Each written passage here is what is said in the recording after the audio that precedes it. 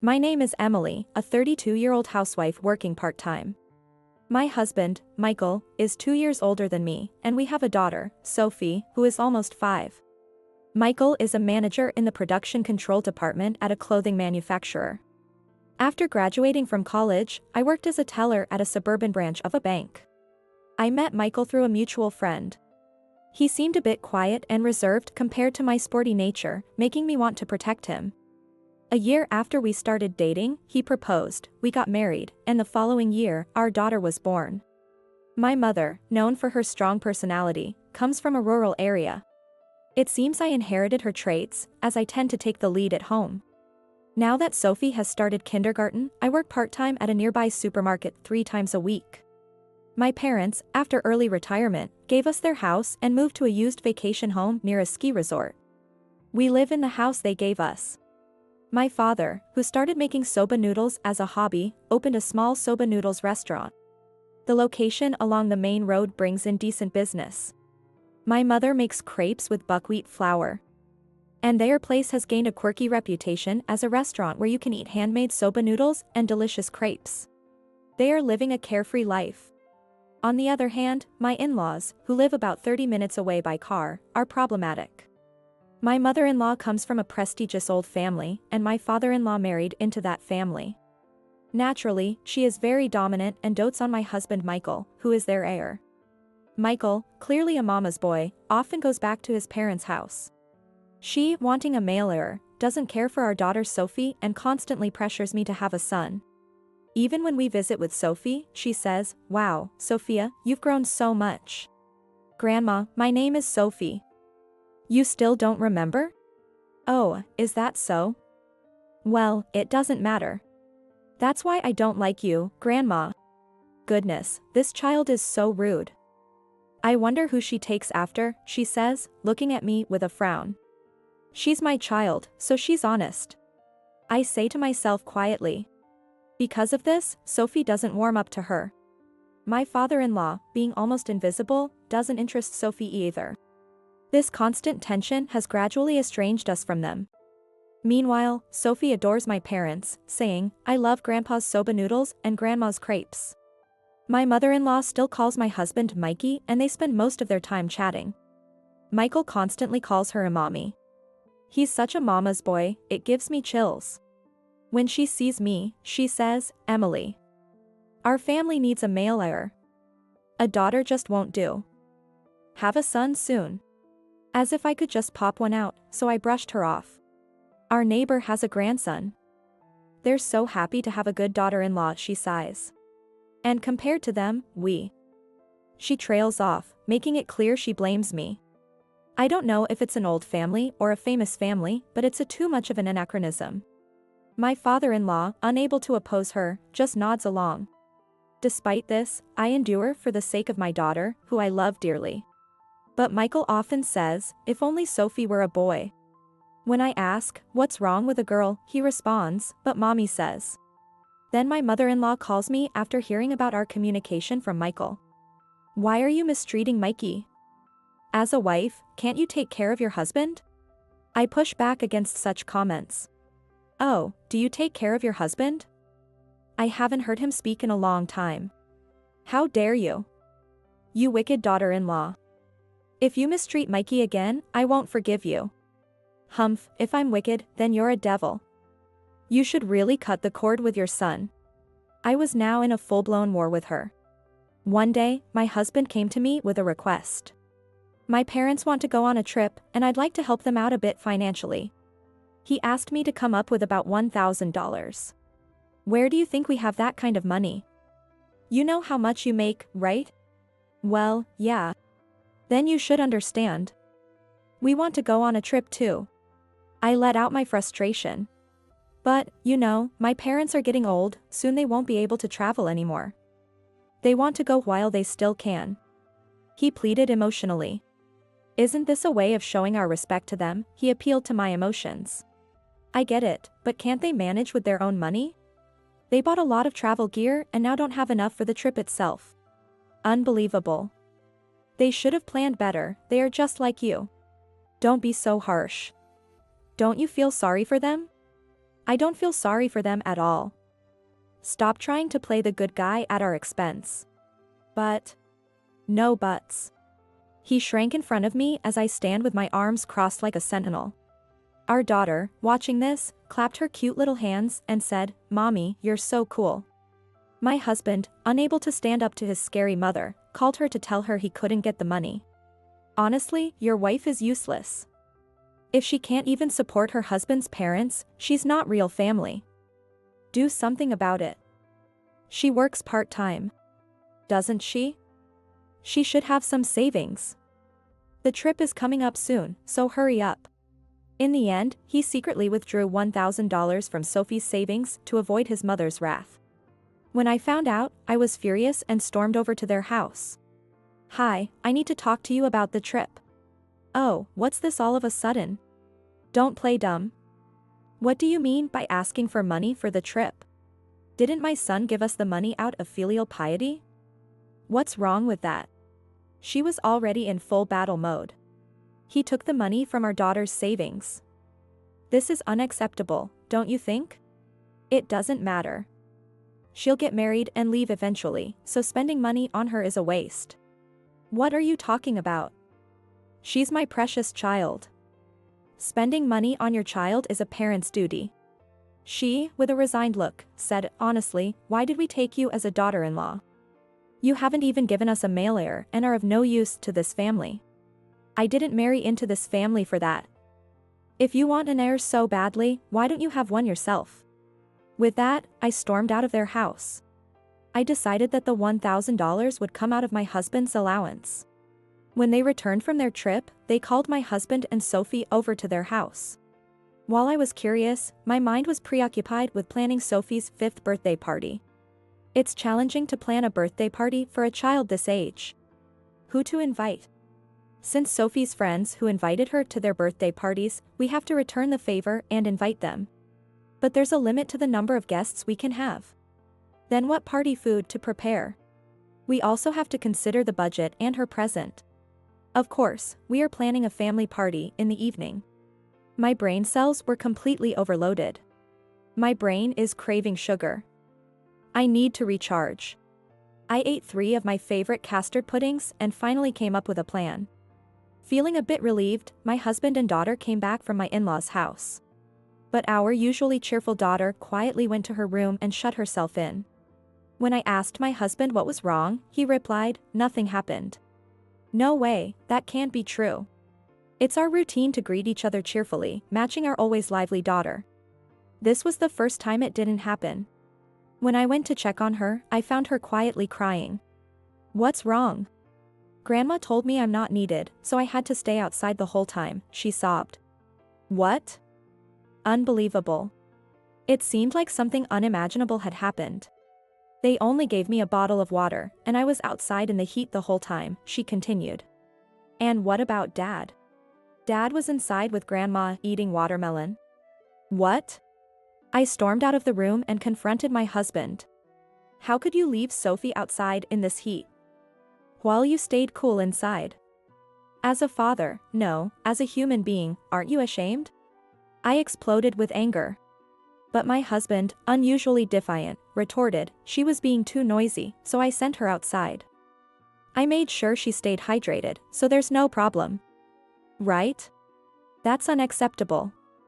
Kids are supposed to be a bit noisy. As I raised my voice further, he tried to deflect, saying, "The only noisy kid among the relatives is Sophie. Girls just don't cut it. As Mommy says. We need a boy soon." "What are you talking about? The gender of a child shouldn't matter." It seemed he had been brainwashed by his mother, acting more authoritarian than usual. "If you keep this attitude, I'm considering divorce." "You're serious?" I said, trembling with anger. I couldn't believe he would say such a thing. "Mom says I should just divorce a wicked wife like you and find a younger one." Maybe she's right. Fine. I have my plans too. But at least, let's properly celebrate Sophie's upcoming birthday. All right. Let's both cool off and talk later.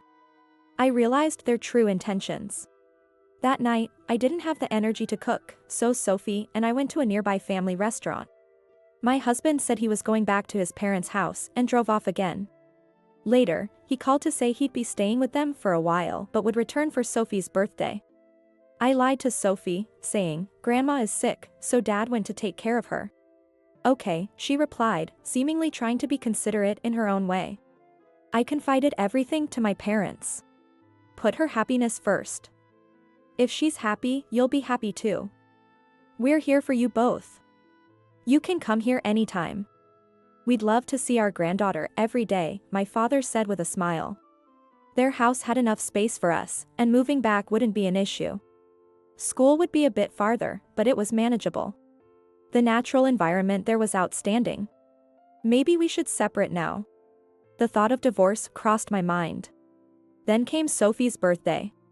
I had informed my husband of the party time. We planned a party with her friends during the day and a family celebration in the evening. But he didn't show up on time. "Mom, why is Dad late?" "What happened?" "Yeah, Dad is busy, so he might be a bit late." But I thought to myself, this is way too late. An hour past the planned time, I knew something was wrong and called him. "What's going on? Why aren't you back yet?" "Hey, is that you? What's up? Why are you calling this late?" "What do you mean, what's up? You said you'd be home for Sophie's birthday. She's waiting for you without even touching her food." "Oh, it was today, right? Maybe he's a bit drunk. He seems kind of goofy. We're in Australia right now. Mommy wanted to have a luxurious stay at a resort, so we're here for 3 weeks. By the way, Australian wine is surprisingly good." "What? Australia? Are you out of your mind? Did you forget it's Sophie's birthday? Who cares about that? I'm not interested." I could hear my mother-in-law's voice in the background, supporting his outrageous statement. "Who's that? The wicked wife? Ignore her. Tell her we don't need a useless wife who can't give us a boy." Taking her cue, he continued, "I agree. I'm considering divorce and decided to go all out on this trip. We're having a great time. So don't call again." He hung up. I was in shock. Feeling a terrible premonition, I checked the joint savings account. What is this? The balance was zero. Nearly $30,000 had been withdrawn. He used our savings for this trip to Australia with his parents. I collapsed in shock, tears streaming down my face. Sophie, worried, came to me. "Mom, what's wrong? Why are you crying? Where's Dad? Isn't he coming?" "I'm sorry, sweetie. Dad can't come today.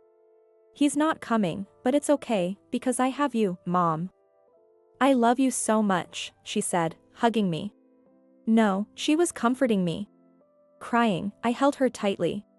"Sophie, I will always protect you." I felt something break inside me. The next day, I took action. I gathered the necessary documents. I decided to settle everything and move back to my parents' house. I vowed to shatter everything. My husband sent a photo from Australia with his mother, saying, "This luxury trip is great. No souvenirs for you as punishment. Pick me up at the station when we return." Emboldened by his mother's presence, his message was quite brazen. As if I would ever pick him up. I moved my belongings to my parents' house and packed up his things. When I told a friend from my part-time job about the situation, she offered her support. Amazingly, her husband worked for a moving company, and they agreed to transport my husband's belongings. The costs would be billed to my in-laws, and they could also store the items at their expense. Sophie and I moved to my parents' house, where they welcomed us warmly. Seeing my parents, I broke down in tears again. The day of my husband's return approached. Feeling more settled at my parents' house, I received a text from him. "I'm at the station. Come pick me up." Of course, I ignored it. He kept sending messages and calling, but I ignored everything. Eventually, a call came from my in-laws' house. Realizing it was time, I answered. "Why haven't you answered my calls? Explain yourself. I no longer want to continue our marriage. Let's get a divorce, as you wished." "Wait, are you serious? Divorce? You know what that means, right? Yes, because you and your dear mom seem to want that. What? Anyway, I'll be back soon. Let's calm down and talk this over. After hanging up, another call came immediately. Oh, hey. A moving truck is unloading stuff at the house. What's going on? Those are your belongings. Since you're coming back from your trip soon, I had them delivered. Please make sure to pay for the shipping costs upon delivery and don't forget about the storage fees. Packing everything was tough. But I did it for you as a favor. Stop joking. Calm down, I'm coming over now. He hung up. Sophie and I ate my mother's special crepes, waiting excitedly. When I looked at the clock and thought it was about time, the phone rang. Hello? Hey, I came home and the house is empty. Yes, it's nice and clean, isn't it? No. What is this? I don't understand. Where are you? Is Sophie with you? He was shocked to find our house completely empty when he returned. Sophie is here with me. Say hi to Dad, Sophie. Hi, Dad. I'm eating Grandma's crepes. Are you at your mom's place? Yes, we had soba for lunch, and it was delicious, she said. Taking the phone from her, I said, you'll be hearing from my lawyer soon regarding the divorce. No, but what happened here? The house is gone, and the lot is bare. His shock seemed to be directed elsewhere. I sold it. The land fetched a good price, but the house didn't, so I had it cleared. I wanted a clean break, so I took care of it while they were on their trip. What about the money from the sale? I should get a share, he demanded. The land was something I inherited before our marriage, so you have no claim to it. It's my personal asset. What? What about Sophie? Now it's a matter of custody. You've shown you are unfit to care for her by leaving her outside in the heat. I'll have custody, and you'll pay child support. And we will discuss the matter of the funds you spent with the lawyer. What am I supposed to do now? He asked. Seriously, who is he asking? That's not my concern. Follow your beloved mom's advice and find a young wife to give you an heir. We haven't even finalized the divorce yet. Tell that to the lawyer. I had no interest in continuing this conversation. One last thing, I have no intention of getting back together with you. Now, I need to start cooking dinner, so, goodbye. I hung up the phone. Mom, that was awesome. Sophie said, clapping her hands. I then proceeded with the divorce, entrusting everything to my lawyer. As expected, my husband brought his mother to the negotiations. She blamed everything on me, claiming her precious Michael was blameless. I, guided by my lawyer, did not ask for alimony but demanded a fair division of assets, including the misused savings and child support for Sophie. Despite his grumbling, he eventually agreed when faced with the prospect of taking the matter to family court. His parents sold their house to provide the lump sum payment for the settlement. After everything settled, Sophie started at a new kindergarten and quickly made new friends. Growing up in a nature-rich environment, she became an active and resilient child.